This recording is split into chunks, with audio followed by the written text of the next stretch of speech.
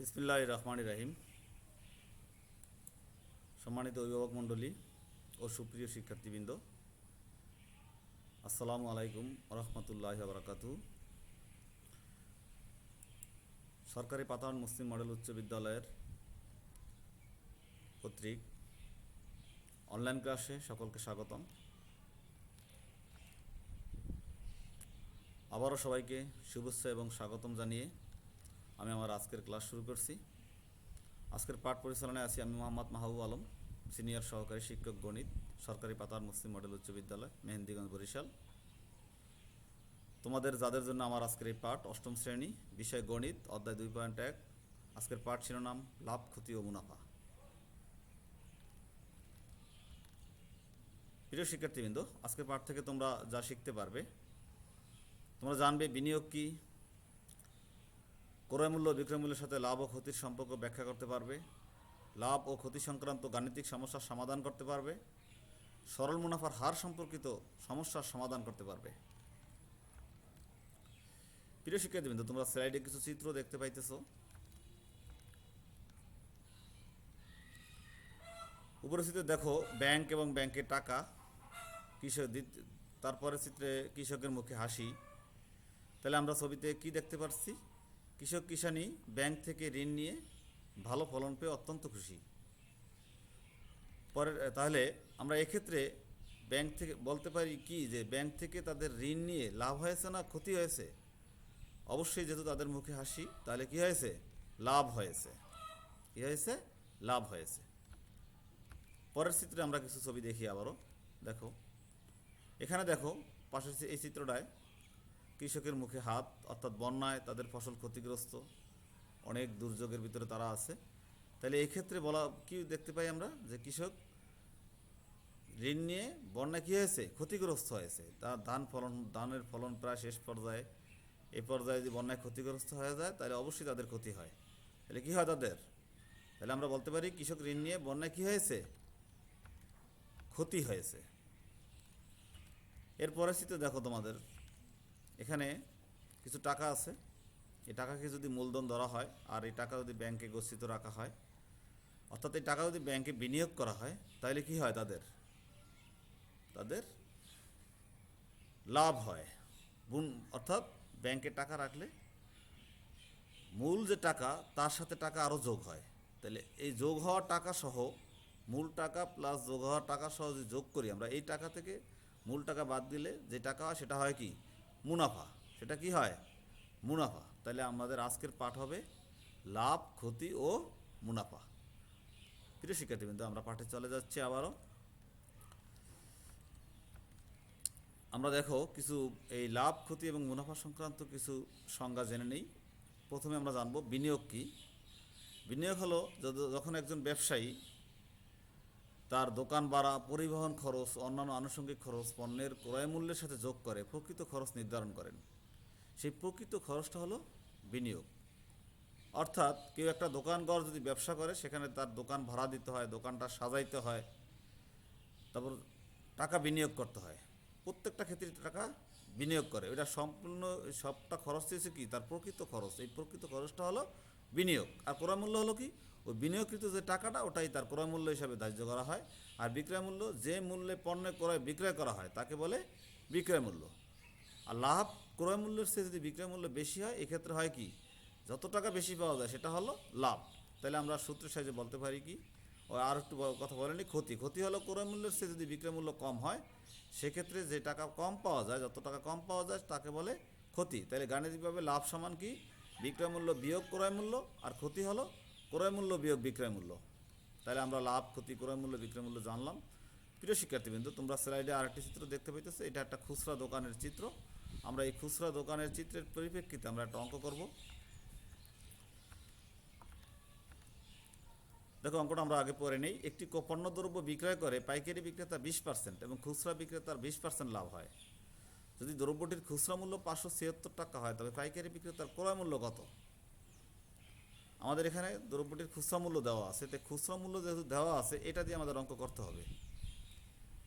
তাহলে আমরা প্রথমেই মনে করবো যে ক্রয় মূল্য 100 টাকা, তাই 20% লাভে পাইকারি বিক্রেতার বিক্রয় মূল্য কত হবে? 100 যোগ 20, 120 টাকা। আর 20% লাভে খুচরা বিক্রেতার বিক্রয় মূল্য কত হবে? 100 যোগ 20, 120 টাকা। তাহলে যেহেতু খুচরা বিক্রেতার বিক্রয় মূল্য 576 টাকা আছে, এটা আমরা আগে সাজাইব। খুচরা বিক্রেতার বিক্রয় মূল্য 120 টাকা হলে ক্রয় মূল্য কত হবে? 100 টাকা। বিক্রয় মূল্য 120 টাকা, ক্রয় মূল্য 100 টাকা। তাহলে বিক্রয় মূল্য 1 টাকা হলে ক্রয় মূল্য হবে কত? 120/100। আর বিক্রয় মূল্য যদি 576 টাকা হয়, এক্ষেত্রে ক্রয় মূল্য কত হবে? 120 × 576/100 সমান হবে 480 টাকা। এই যে খুচরা বিক্রেতার যে ক্রয় মূল্য টাকাটা, ওইটাই কি? ওইটাই হলো পাইকারি বিক্রেতার বিক্রয় মূল্য। ওটা হলো কি? পাইকারি বিক্রেতার বিক্রয় মূল্য। খুচরা বিক্রেতা কাছ থেকে খুচরা বিক্রেতা পাইকারি বিক্রেতার থেকে যেটা কিনছে সেটা পাইকারি বিক্রেতা তার কাছে বিক্রয় করছে, অর্থাৎ পাইকারি বিক্রেতার বিক্রয় মূল্য 480 টাকা। এখান থেকে এই নিয়মে আমরা আরও অঙ্ক করতে পারি। আমি একটা অঙ্ক দিই তোমাদের জন্য। একটি ঘড়ি বিক্রয় করে উৎপাদনকারী 20%, পাইকারি বিক্রেতা 20% এবং খুচরা বিক্রেতার 15% লাভ হয়। যদি দ্রব্যটির খুচরা মূল্য 690 টাকা হয়, তবে ঘড়িটির পাইকারি বিক্রেতার ক্রয় মূল্য কত? আমরা আশা করি ওখানে আগের অঙ্কে ব্যবহার করে এই অঙ্কটা তোমরা করতে পারবে। প্রিয় শিক্ষার্থীবৃন্দ, আমরা এখন লাভ ক্ষতি সংক্রান্ত কিছু অঙ্ক করব। দেখো, একজন ব্যবসায়ী তার ব্যবসায়ে 90,000 টাকার পণ্য ও 10,000 টাকা ভাড়া বাবদ খাটান। 1 বছর পর তিনি 1,20,000 টাকা পেলেন। কতে আছে তিনি কত টাকা বিনিয়োগ করেছেন, ক্ষতে আছে ওই ব্যবসায়ীর শতকরা কত টাকা লাভ বা ক্ষতি হলো। আমরা অঙ্কটা আশা করি করতে পারবো। ব্যবসায়ী বিনিয়োগ করছে প্রথমে 90 টাকা, তারপরে 10,000 টাকা, মোট কত? 1 লক্ষ টাকা। অর্থাৎ তার বিনিয়োগ হলো 1 লক্ষ টাকা। আমরা কর উত্তর পেয়ে গেলাম। ক্ষতে আছে কত লাভ বা ক্ষতি, সেখান থেকে আমরা তাইলে দোকান তার মোট বিক্রয় মূল্য হলো কত? 1,20,000 টাকা। ক্রয় মূল্য ছিল মোট 1 লক্ষ টাকা, অর্থাৎ এটা প্রকৃত বিনিয়োগ করছে 1 লক্ষ টাকা। তাহলে 1,20,000 থেকে 1 লক্ষ বাদ দিলে থাকবে কত? মোট লাভ থাকবে 20,000 টাকা। তাহলে এই টাকাটা, এই 20,000 টাকা লাভ বা ক্ষতি কোন টাকার উপরে ডিপেন্ড করবে? ক্রয় মূল্যের উপরে। সবসময় খেয়াল রাখবা, লাভ বা ক্ষতি ডিপেন্ড করে ক্রয় মূল্যের উপরে। তাহলে ক্রয় মূল্য 120 ছিল আমাদের কত? আমরা কত থেকে পেয়েছিলাম? ক্রয় মূল্য ছিল 1 লক্ষ টাকা। তাহলে 1 লক্ষ টাকায় 1 বছরে লাভ হয় কত টাকা? এই 20,000 টাকা। 1 টাকা 1 বছরে লাভ হবে কত? 20,000 ভাগ 1 লক্ষ। আর সুতরাং যেহেতু শতকরা চাওয়া হয়েছে, তাহলে সুতরাং 100 টাকায় লাভ হয় কত? 100 টাকা 1 বছরে লাভ হয় 20,000 × 100 ডিভাইডেড বাই 1 লক্ষ। তাতে ক্যালকুলেশন করে আমরা পেলাম কত? 20 টাকা। তাহলে এই টাকাটা, এই 20 টাকা কী হয়েছে? 100 টাকার উপরে লাভ না ক্ষতি হয়েছে? লাভ হয়েছে। তাহলে সুতরাং নির্ণয় লাভ হয়েছে 20%। আমরা খ নম্বর অঙ্ক পেয়ে গেলাম রেজাল্ট। প্রিয় শিক্ষার্থীবৃন্দ, আমরা এরপর শিখব কিছু রুল শিখব। মূলধন বা আসল এটাকে প্রকাশ করে কি দ্বারা? এটাকে প্রকাশ করে পি দ্বারা। কারণ এটা অনুবাদ করলে, অর্থাৎ আসলের মূল ইংরেজিতে করলে হয় প্রিন্সিপাল। আসল অর্থ কি? আর প্রিন্সিপালের অর্থ হয়েছে আসল। তা আসলকে আমরা কী দ্বারা প্রকাশ করি? পি দ্বারা। মুনাফার হার এটাকে আর দ্বারা প্রকাশ করি। এটার প্রকাশ হয়েছে rate of interest. Rate of ইন্টারেস্টের সংক্ষিপ্ত আমরা আর দ্বারা প্রকাশ করি মুনাফার হারকে। সময়, টাইম, ল্যাটিন শব্দ যেহেতু এটার অক্ষর, ব্যবহৃত অক্ষর হয়েছে ছোট হাতের এন, সময়। আর মুনাফা, টোটাল মুনাফাকে বোঝায় প্রফিট, এটাও ল্যাটিন শব্দ, আই দ্বারা প্রকাশ করা হয়। আর মুনাফা আসল বলতে মুনাফা এবং আসলের সমষ্টি বোঝায়, তা টোটাল অ্যামাউন্ট। এটা হচ্ছে কি? এটাকে আরেকটা প্রকাশ হয়েছে সবৃদ্ধিমূল। টোটাল অ্যামাউন্ট এটা প্রকাশ করবে মুনাফা আসল যোগ মুনাফা। অর্থাৎ আসলকে প্রকাশ করছি আমরা পি দ্বারা, আর মুনাফা প্রকাশ করছি আই দ্বারা। তাহলে পি প্লাস আই, অর্থাৎ মুনাফা আসল এ কে প্রকাশ করা হয় পি প্লাস আই দ্বারা। তাহলে আমরা জানলাম মুনাফা হার আর, আসল পি, সময় এন, মুনাফা আই, সবৃদ্ধিমূল বা মুনাফা আসল এ। সুতরাং A equal to P plus I, আর I equal to P N আর।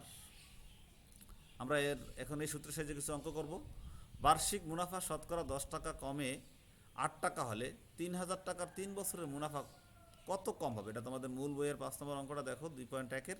বার্ষিক মুনাফা শতকরা 10 টাকা থেকে কমে 8 টাকা হলে 3,000 টাকার 3 বছরের মুনাফা কত হবে? এখন আমাদের এখানে দেখতে হবে যে মুনাফা শতকরা কত টাকা থেকে কত টাকা কমছে। শতকরা 10 টাকা থেকে কমে হয়েছে কত? 8 টাকা। তাহলে আমরা অঙ্কটা এখন করে নিই। শতকরা মুনাফার পার্থক্যটা তাহলে কত? 10 বিয়োগ 8 সমান 2 টাকা। তাহলে এই টাকাটা কমে কত টাকায়? 100 টাকায়। যেহেতু শতকরা ইউজ আছে এখানে, তো 100 টাকায় 1 বছরে মুনাফাটা কমে 2 টাকা। 1 টাকা 1 বছরে কমে 2/100, সুতরাং 3,000 টাকায় 3 বছরে কমে 2 গুণ 3,000 গুণ 3/100, ক্যালকুলেশন করে আমরা পেলাম কত? 180 টাকা। তো মুনাফা কমবে 180 টাকা। আমরা পরের অঙ্ক করব। দেখো আরেকটি অঙ্ক, মূল বইয়ের 7 নম্বর অঙ্কটা, বার্ষিক শতকরা কত মুনাফায় কোনো আসল 8 বছরে মুনাফা আসলে দ্বিগুণ হবে? বার্ষিক শতকরা কত মুনাফায় কোনো আসল 8 বছরে মুনাফা আসলে দ্বিগুণ হবে? বার্ষিক শতকরা মুনাফা মানে 100 টাকার 1 বছরে, এ কথাটা তোমাদের জানতে হবে। তাহলে আমরা অঙ্কটা এখন করব। এখানে আসল যদি 100 টাকা হয়, আমরা আসল ধরে নিই 100 টাকা, তা 8 বছরে মুনাফা আসল হবে দ্বিগুণ, তাহলে 100 গুণ 2। 8 বছরে মুনাফা আসল কত হবে? 100 গুণ 2, কারণ দ্বিগুণ হবে, এটা প্রশ্নে বলা আছে। তাহলে 200 টাকা। আসল ছিল 100 টাকা, 8 বছরে মুনাফা আসল হবে 100 গুণ 2, 200 টাকা। তাহলে এখানে মুনাফা কত? 8 বছরে মুনাফা হবে, মুনাফা আসল থেকে আসল বিয়োগ, 200 বিয়োগ 100 সমান 100 টাকা।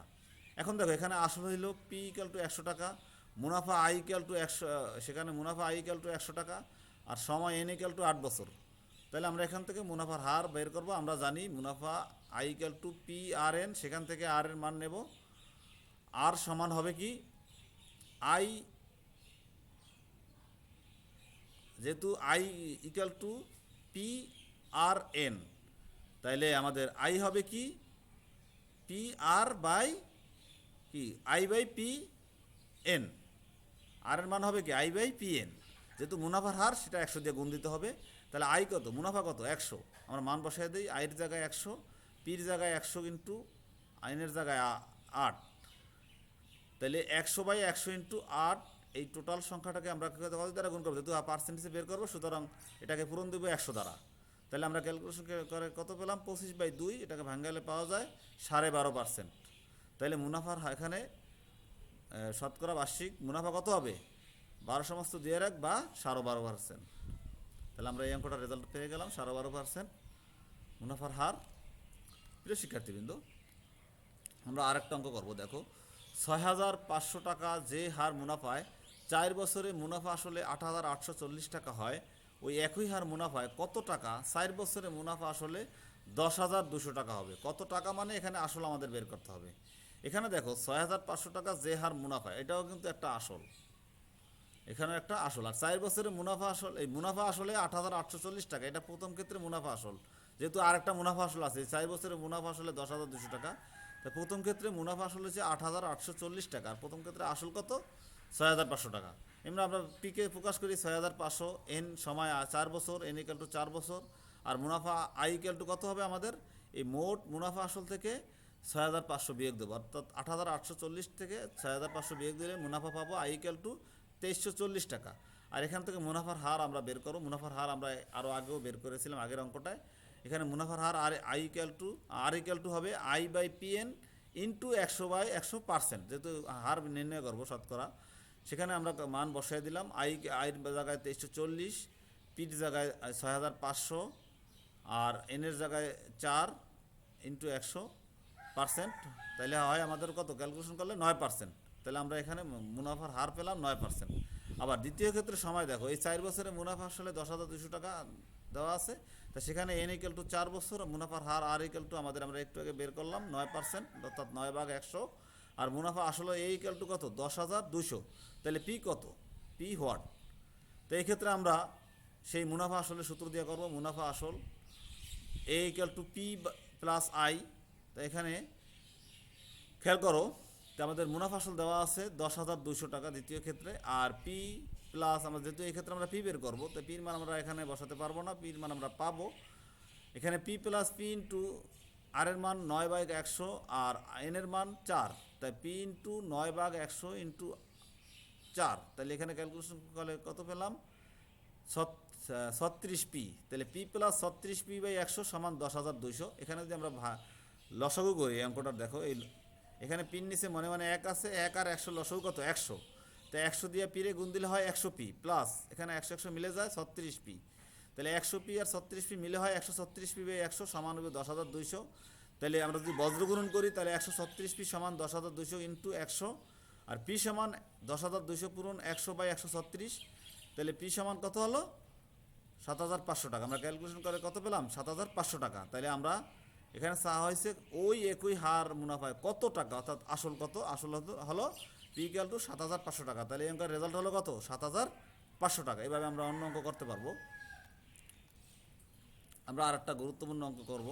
দেখো, কোনো আসল 3 বছরে মুনাফা আসলে 5,500 টাকা হলে এবং মুনাফা আসলে যদি 3/8 টাকা হয়, তাহলে আসল ও মুনাফার হার নির্ণয় করো। এখানে দেওয়া আছে সময় 3 বছর, আর মুনাফা আসল 5,500 টাকা দেওয়া আছে, আর মুনাফা আসলের কত অংশ সেটা দেওয়া আছে। তাহলে প্রিয় শিক্ষার্থীবৃন্দ, আমরা জানি যে আসল যোগ মুনাফা সমান মুনাফা আসল সূত্র আমরা আগেও শিখেছি। তাই আসল যোগ এখানে মুনাফা হলো আসলের 3/8 অংশ। তাহলে আসলের মুনাফার জায়গায় আমরা লিখবো আসলের 3/8 আর মুনাফা আসল লিখবো 5,500 টাকা।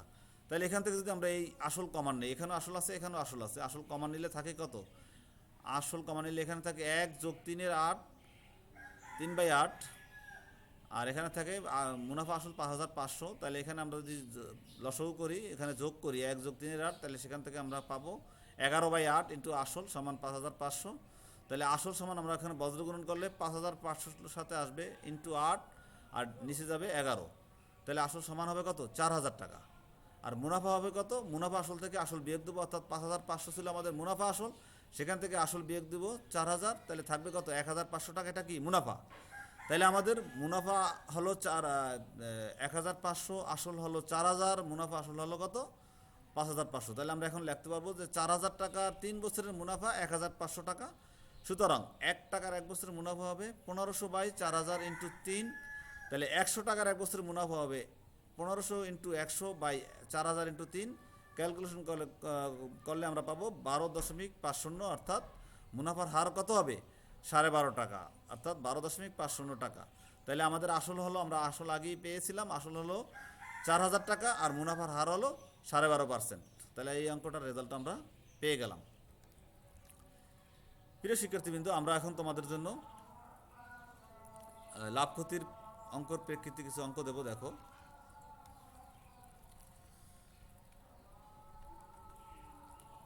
একজন দোকানদার কিছু ডাল 2375 টাকা বিক্রয় করে, তার 5% ক্ষতি হলো। তাহলে কত আছে? সৃজনশীল আকারে একটা অঙ্ক দিলাম আমরা। একটি দ্রব্যের ক্রয় মূল্য 1,200 টাকা হলে 6% ক্ষতিতে বিক্রয় মূল্য কত? উদ্দীপকের ডালের ক্রয় মূল্য কত? দোকানদার উক্ত ডাল কত টাকায় বিক্রয় করলে 6% লাভ হবে? লাভ ক্ষতির সূত্র প্রয়োগ করে তোমরা অঙ্কটা এখনই করতে পারো।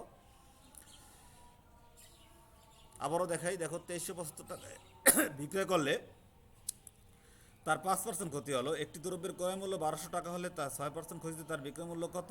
উদ্দীপকের ডালের ক্রয় মূল্য কত? দোকানদার উক্ত ডাল কত টাকায় বিক্রয় করলে 6% লাভ হবে? আশা করি তোমরা অঙ্কটা পারবে।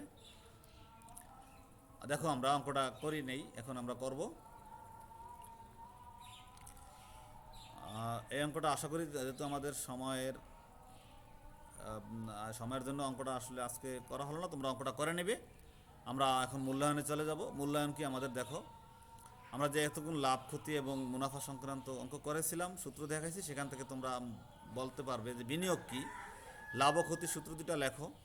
10% লাভে 8,000 টাকার 5 বছরের লাভ কত?